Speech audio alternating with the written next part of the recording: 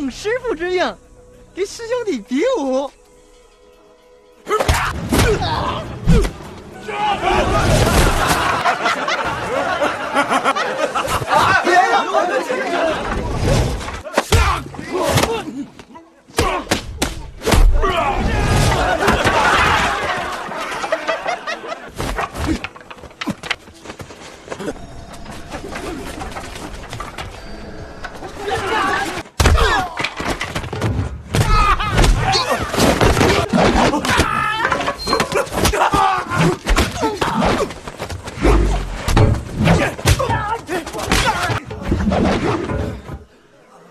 Dahil hindi kayang pakainin ng templo ang lahat ng mga monghe nito, isang laban ang nagdedesisyon kung sino ang mananatili.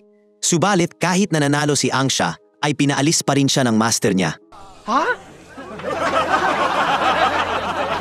Sinabi na master na dahil daw alentado siya, ay kaya pinapaalis niya siya panahon na daw para madiskubre niya ang mundo sa labas ng templo. Bago umalis, pinaalalahanan siya ng master na magsumikap at laging hasain ang kung fu niya. Sinabi din niya, nagagawin daw ng karamihan ang lahat para magtagumpay, ngunit ang isang bayani daw ay mananatiling totoo sa sarili niya. Bumaba si Angsha sa bundok at naglakbay ng matagal bago makarating sa syudad. Kinagabihan, nakita niya ang isang lalaking kumakain sa isang restaurant at natakam siya dahil sa gutom. Paglabas ng lalaki dahil walang pera, hiningi ni Angsha ang nakabalot na pagkain na dala niya. Dahil ayaw ito ibigay ng lalaki, ninakaw na lang ito ni Angsha at tumakas. Inabol siya ng lalaki gamit ang bisikleta niya at sa paghahabol, nahulog siya sa ilog kung saan agad naman siyang tinulungan ni Angsha. Nagpasalamat ang lalaki na si Mr. Tsui at pinagsisihan niya kung bakit hindi niya binigay kay Angsha ang pagkain sa umpisa pa lang. Pinakilala naman ni Angsha ang sarili niya at humingi din siya ng tawad sa pagnanakaw.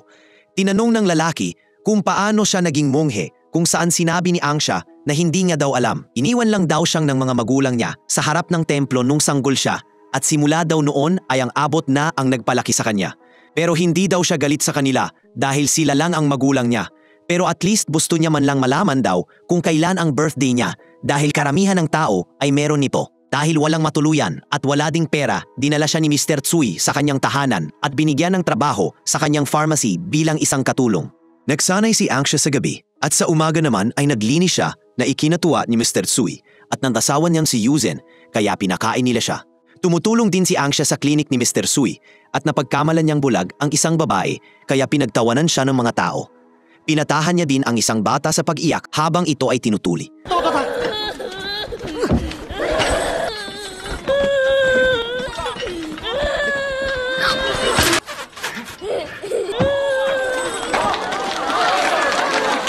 Sa gabi, binigyan niya ni Mr. Tsui ng pera dahil sa naitulong niya. Binisita nila ang kapatid ni Mr. Tsui na si Daorong na nagmamay-ari din ng isang tindahan pero hindi nito nirerespeto si Mr. Tsui bilang isang kapatid. Napag-alaman ni Mr. Tsui na ibinenta pala ng kapatid niya ang tindahan na ipinamana sa kanya kapalit ng isang brilyante na ikinagalit niya. Hinabil siya ni Angsha at napag-alaman niyang dati rin palang monghe si Mr. Tsui pero ipinagpalit niya ito sa isang babae at ngayoy asawa niya. Ano daw ang silbi ng immortalidad kung wala siya at handa daw siyang ipagpalit ang 1,000 taon ng buhay para sa isang gabi lang na kasiyahan kung saan natawa dito si Angsha. Sa gabi nanilip sa kanilang mag-asawa si Angsha at napangiti na lang siya habang ipinakita naman ni Mr. Tsui sa asawa niya ang pinagtataguan ng pera niya. Sa umaga, habang nasa labas na, diskubre ni Angsha na may lihim na relasyon pala si Yuzen sa kapatid ni Mr. Tsui. Pero mas pinili niya na hindi ito sabihin para hindi siya masaktan. Sa halip ay kinumpronta niya si Yuzen pero pinagsabihan siya nito na huwag makialam. Nangangailangan daw si Daorong ng pera at sinabi naman ni Yuzen na manghihiram siya sa kapatid niya. Bago umalis, binigyan siya ni Daorong ng isang gamot na vitamins daw ni Mr. Tsui. Sa gabi, nahuli ni Mr. Tsui si Yuzen habang kumukupit ng pera. Inamin niya na para kay Darong ito dahil nangangailangan daw siya ng pera at inamin na din niya na may relasyon sila pero tapos na daw ito at hindi na siya makikipagkita. Maya-maya bigla na lang nagising si Angsha nang marinig ang boses ni Yuzen na sumisigaw. Agad siyang pumunta sa kwarto at naabutan niyang patay na si Mr. Tsui. Ikinalungkot ni Angsha ang pagkamatay niya at naalala niya ang mga alala nila. Nakita niya din ang gamot na ibinigay ni Darong kay Yuzen. Sinundo ni Darong si Yuzen para kumain sa labas pero hindi sila pinayagan ni Angsha na lumabas dahil ngayon daw ang ika-7 araw ng pagkamatay ni Mr. Tsui. Pero nagpumilit pa rin si Darong.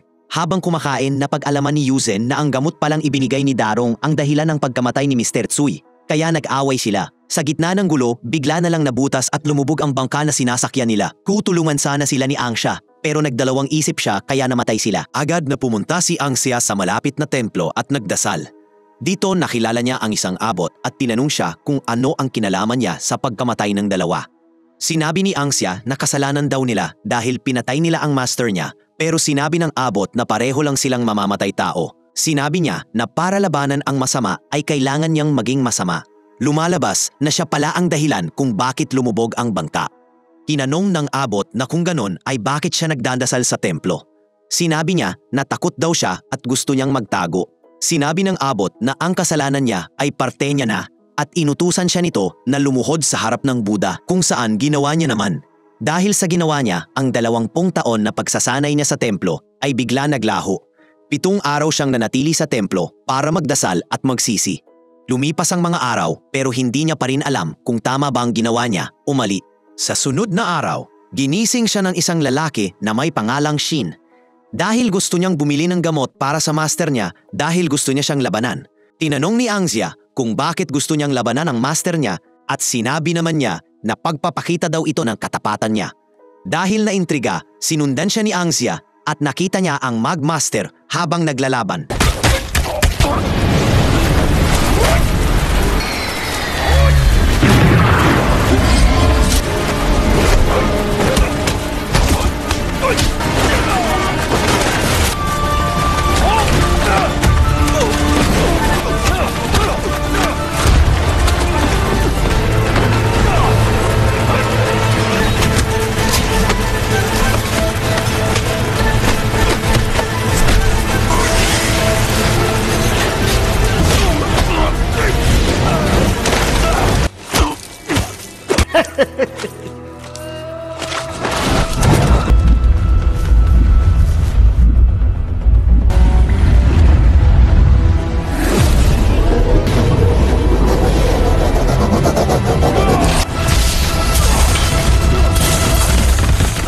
Inanggap ng master na si Qianwu ang pagkatalo at sinabi niyang si Shin na daw mayon ang pinono ng Taijimen.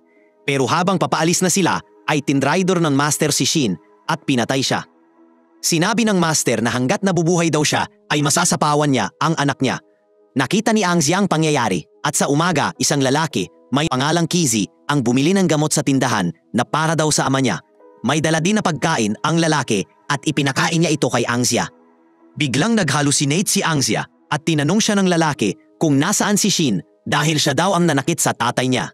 At alam niyang pumunta si Shin sa tindahan noong isang araw. Sinabi naman ni Angsya na patay na daw si Shin. Pinatay siya ng isang matanda pero hindi niya nakita ang mukha.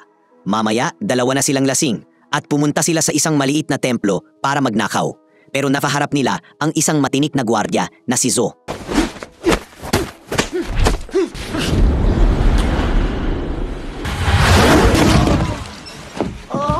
Tumakas si Kizi habang humingi naman ng tawad si Angsya.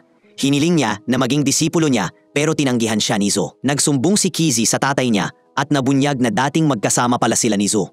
Nasabi din ni Kizi sa tatay niya na kilala ni Angsya si Shin at ganun din si Zo. Sa sunod na araw, bumalik ulit si Angsya sa templo at pinilit niya si Zo na tanggapin siya bilang disipulo. Sa gabi, tinanong ni Angsya kung sino ba talaga si Master Zo at kung bakit siya nagtatago sa isang maliit na templo. Lumalabas na ang master pala dati ni Zo ay ang tatay ni Qianwu at bago siya mamatay ay mas pinilin na si Zo na tagapagmana ng teknik niya na tinatawag na Ape Strike kaysa sa anak niyang si Qianwu at ito ang simula ng alitan nila kaya umalis si Zo.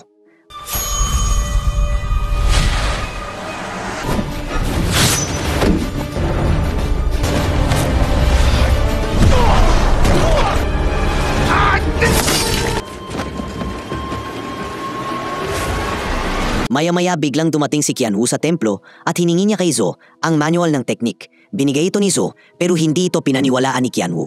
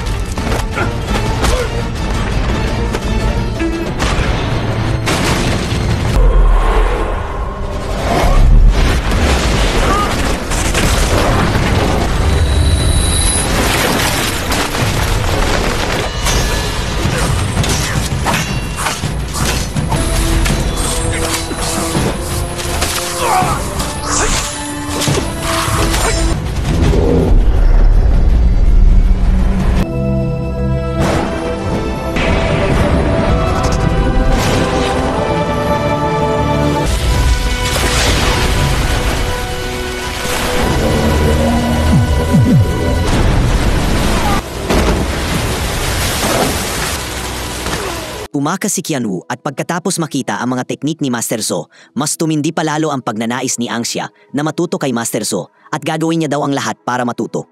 Mamaya na matutulog na sana ang Master, ay may bigla na lang bumaril sa kanya at umalis.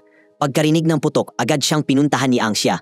Bago mawalan ng malay, sinabihan ni Master Zo si Angxia na talhin daw siya kay Boss Za. Dahil hindi ito kilala ni Angxia, dinala niya na lang ang Master sa abot pero binawian pa rin siya ng buhay. Samantala, lumalabas na si Kizzy pala ang bumaril sa Master. Hinanap ni Angxia ang taong nagngangalang Boss Ja na binanggit ni Master Zhu. Nakita niya siya sa isang theater bilang isang performer at agad niyang pinuntahan ang tahanan ni Master Zhu. Si Boss Ja ay isa ding martial master at ang matalik na kaibigan ni Master Zhu, kung saan nagkakalilala sila sa isang digmaan at sabay silang nagsanay ng ape strike. Inanong niya kung sino ang pumatay sa Master at ang hula ni Angxia ay si Qianwu. Sa sumunod na gabi, dahil sa pagtanggi niya sa pag-perform sa isang birthday party ng isang mataas na opisyal, inatake siya ng mga tauhan nito.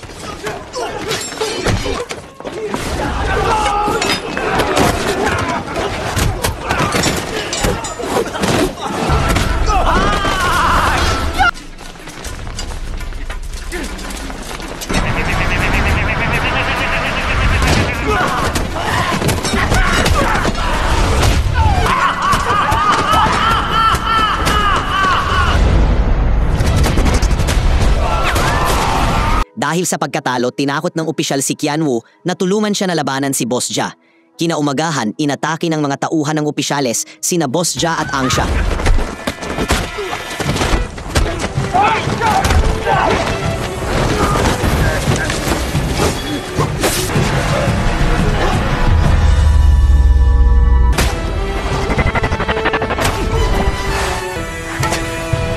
At dumating din sina Qianwu.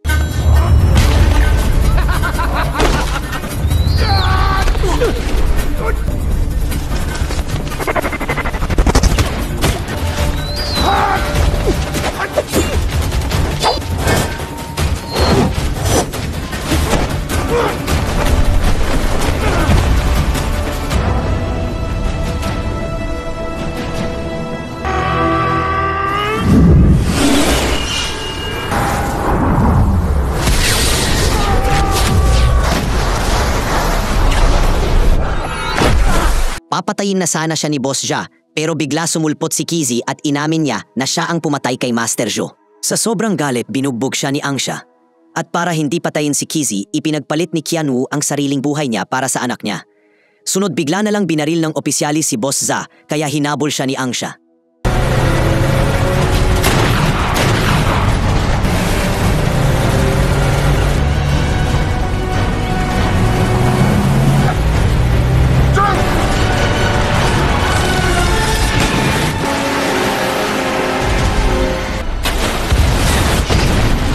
Nagtatapos ang pelikula na makikita si Angxia at si Boss Za na nagsasanay sa isang bundok at sa wakas, naintindihan na din ni Angxia kung bakit siya pinalayas ng abot sa templo sa umpisa. Ito ay upang maintindihan ang buhay at kung papaano gumagana ang mundo.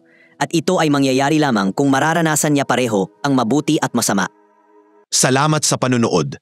Kung bago ka rito, huwag kalimutang mag-subscribe para sa higit pang mga recap.